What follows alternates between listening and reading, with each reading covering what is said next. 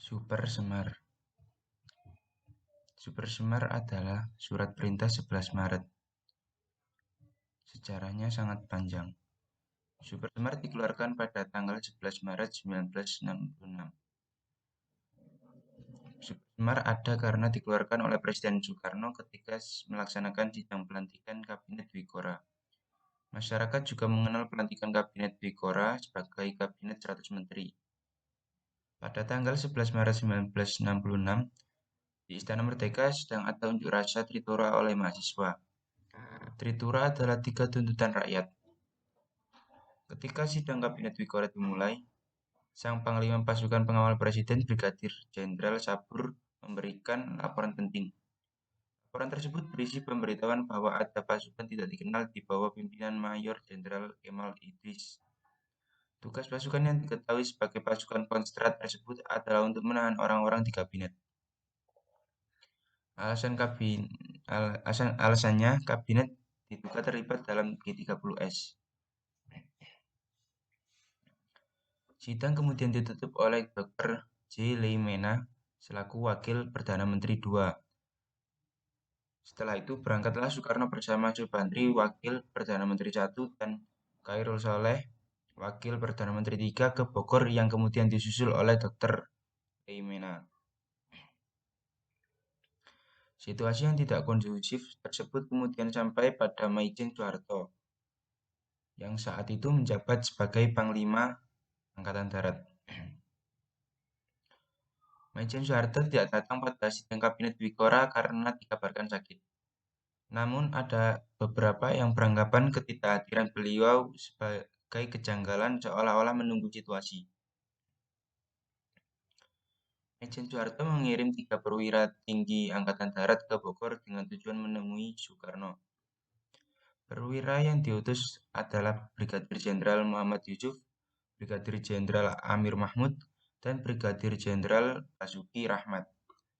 Akhirnya, setelah sampai di Istana Bogor, terdapat pembicaraan antara ketiga perwira dengan Soekarno. Para perwira mengatakan bahwa Soeharto dapat mengendalikan situasi hingga memulihkan keamanan apabila diberi kewenangan. Presiden Soekarno pun akhirnya membuat surat perintah untuk Soeharto. Surat perintah itulah yang dikenal sebagai Surat Perintah 11 Maret. Latar belakang Super Semar dibuat karena Presiden Soekarno ingin mengambil tindakan guna memulihkan keadaan pasca G30S. Isi dari Super Semar.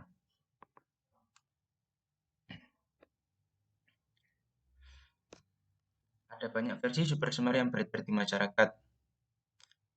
Namun, isi Super Semar yang paling populer ada pada versi ini.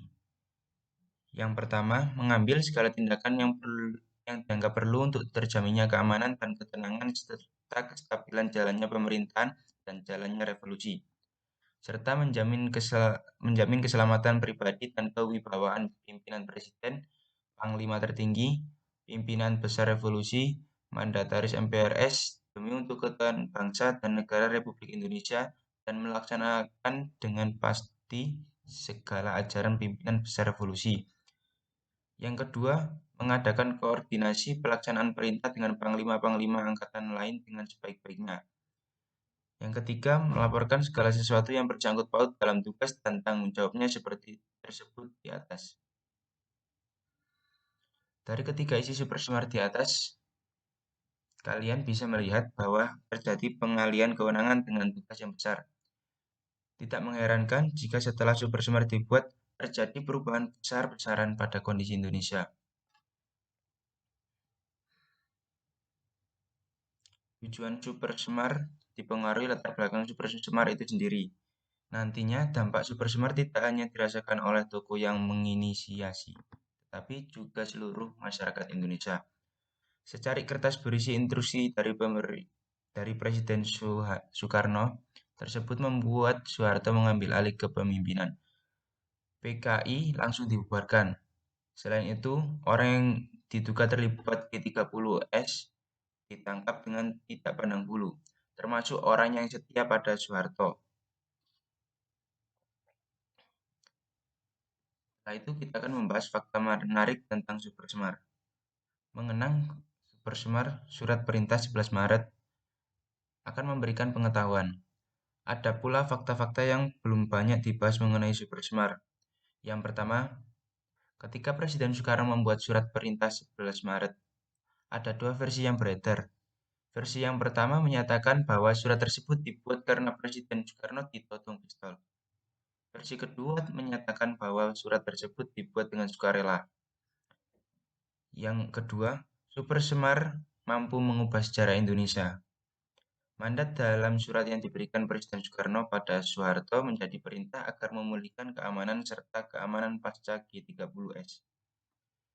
Yang ketiga, Soeharto tidak merespon surat tentang protes pembubaran partai politik yang diusulkan Presiden Soekarno. Bahkan, Soeharto memiliki kekuasaan yang lebih besar termasuk membubarkan resimen Cakrabirawa, satuan elit pengawal Presiden Soekarno.